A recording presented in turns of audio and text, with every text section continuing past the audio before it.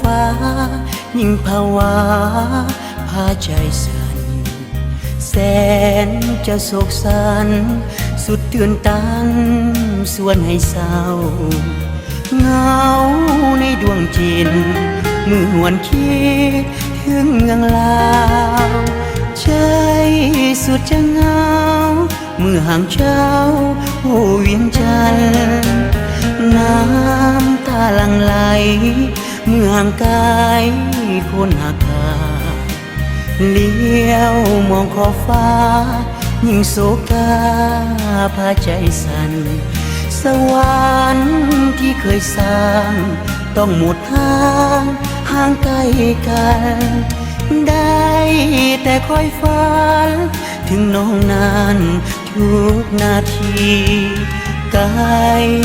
สุดไกลห่างไกลกันสุดขอบฟ้าแต่วันเวลาคงจะหวนมาให้เฮาพบกันอีกทีขอลาก่อนแล้วลาแล้วดวงใจข้าโอ้วาสนาที่สร้างมามีเพียงนี้ต้องจำใจห่างเฝ้ามุนมางในชีวิตเหลือเพียงเท่านี้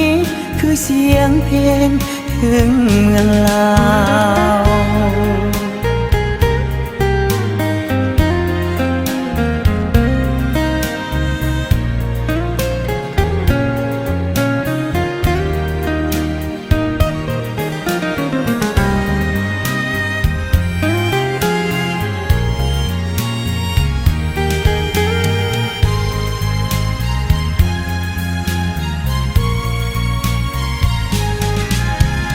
ไกล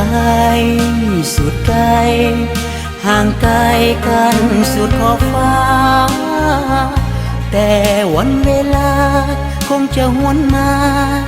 ให้เฮาพบกันอีกทีขอลาก่อนแล้วลาแล้วดวงใจข้าโอ้วาสนาที่สร้างมามีเพียงนี้ต้องจำใจห่างเฝ้ามุนมางในชีวิตเหลือเพียงเท่านี้คือเสียงเพลงถึงเมืองลาว